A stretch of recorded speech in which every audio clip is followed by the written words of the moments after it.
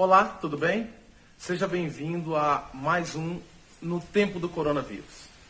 Antes da gente começar a nossa reflexão de hoje, eu queria pedir a você que está gostando desse nosso ponto de diálogo aí, que pudesse se inscrever no nosso canal, pudesse ir lá curtir e marcar lá no sininho, se você achar que é importante para a gente estar dialogando cada vez mais. Pode ser?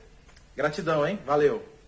Então, talvez você não tenha percebido, mas desde que os prefeitos começaram a flexibilizar a quarentena, reduziu-se enormemente a taxa de isolamento social. Nós temos alguns municípios no Brasil, capitais, que a taxa de isolamento está beirando os 30%, 35%. Infelizmente, a população ela rompeu completamente essa adesão cultural e de prevenção ao contágio da Covid. Com isso, nós chegamos a quase 800 mil contaminados por coronavírus. Já vai para quase 38 mil mortes, não sei como é que vai fechar o boletim de hoje. É uma tragédia. É um verdadeiro genocídio. Se a gente parar para pensar mais profundamente, por mais forte que seja essa palavra, mas nós estamos vivendo um verdadeiro assassinato de vidas brasileiras. Isso tudo se deve a dois fatores principais que nós não estamos reparando. Entre outros fatores, mas dois em particular.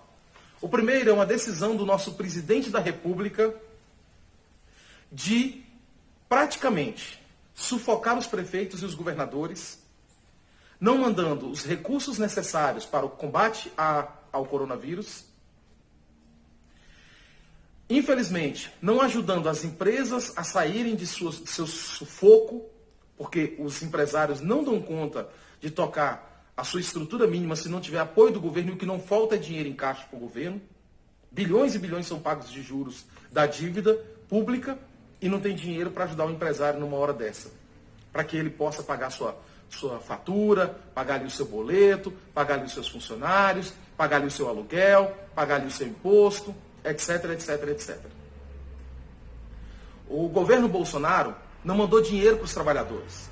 Os tais R$600 chegou a uma parcela da população que precisava e chegou para milhões e milhões de pessoas que não precisavam, porque não tem controle, não tem fiscalização, não tem comando, não tem organização. É um governo desorganizado. Infelizmente, há uma decisão do governo de matar pessoas. Desculpa essa palavra forte, mas quando um governo toma uma atitude de romper com o isolamento proposital, de investir numa tal de cloroquina que não se tem pesquisa científica de sua comprovação de eficácia, e de não ajudar com recursos os governos municipais e estaduais, não ajudar com recursos os empresários, e não ajudar com recursos os trabalhadores e os desempregados, há uma decisão de genocídio. O segundo fator que as pessoas não repararam se deve às eleições municipais. O prefeito da sua cidade, que deve estar me assistindo nesse momento, está morrendo de medo de não ser reeleito. Ou está morrendo de medo, sendo pressionado pelos partidos políticos da sua base, está morrendo de medo de não eleger o seu sucessor.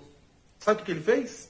Fez decretos para flexibilizar a abertura dos comércios, a abertura das igrejas, com o pastor pressionando, muitas vezes algum padre pressionando, algum pastor pressionando. Infelizmente, os comerciantes também, preocupados que não estão conseguindo fechar as contas, pressionando o prefeito.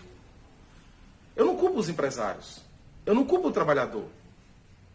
Eu não culpo sequer o prefeito, nem a Câmara de Vereadores com essa pressão toda. Eu culpo uma decisão governamental em todas as estruturas.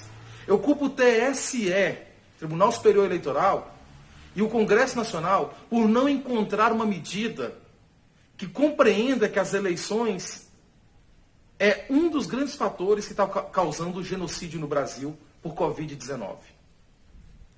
Se o nosso presidente do TSE, se os nossos congressistas, sobretudo o Davi Alcolumbre e o Rodrigo Maia, no Congresso Nacional, compreendessem que a eleição não é só o dia da votação, a eleição são as convenções que acontecem agora nesse mês de junho. Nesse período junho, julho, a eleição é a própria campanha política que acontece no dia a dia, entregando panfleto, conversando com a sociedade, dialogando nas reuniões, nos comícios. Isso tudo reflete em aglomeração. reflete em encontros, reflete em diálogo, bate-boca, frente a frente, infelizmente cuspindo umas nas outras sem querer as pessoas. Isso é risco de contágio, direto. Não é talvez contaginam, é risco, é pelo contato direto. A campanha política, ela acontece numa prévia, num antes, digamos, simbólico, que é quando você está se articulando, se organizando para uma eleição. Acontece no locus da própria campanha e a aglomeração do próprio dia da eleição. Ainda tem uma outra coisa, o psicológico, o fator subjetivo. O medo desses prefeitos, desses vereadores, de não se reelegerem ou de não fazerem os seus respectivos sucessores. Será que ninguém está percebendo que a eleição é uma das grandes causas que vai fazer com que esse país historicamente tenha que se envergonhar dessa prática de genocídio que está acontecendo, do assassinato de milhões e milhões de brasileiros, talvez não no curto prazo, mas no longo prazo, ou centenas de milhares de vidas no médio prazo, ou pelo menos dezenas de milhares que já estão acontecendo agora? Será que ninguém está se atentando para isso? TSE, faça um apelo. Congresso Nacional, faça um apelo. Encontrem uma receita para repensar essa questão de eleição 2020. É impraticável uma campanha política se realizar, prévias se realizarem, ou os prefeitos com temores de não conseguirem serem reeleitos, continuarem flexibilizando por seus decretos os seus municípios. Por favor, alguém nos ouça, nos escute e compreenda que está acontecendo um genocídio nesse país. Não é qualquer coisa, é uma doença grave. Já não basta o presidente da República, Jair Messias Bolsonaro, que de Messias não tem nada, e que está, infelizmente, permitindo que as vidas se esvaiam. Já não basta ele. Ainda temos autoridades que não estão compreendendo a gravidade de se ter uma eleição nessa conjuntura. Compreendemos, é a democracia. A gente não quer romper com a democracia, que já está rompida na verdade, né? A gente quer as eleições porque a gente entende que é o princípio democrático, a continuação democrática, a alternância democrática.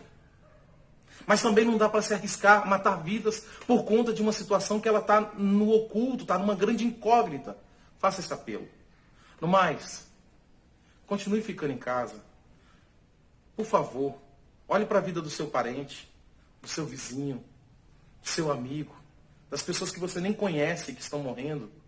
Olhe para essas vidas, para essas pessoas. Fique em casa.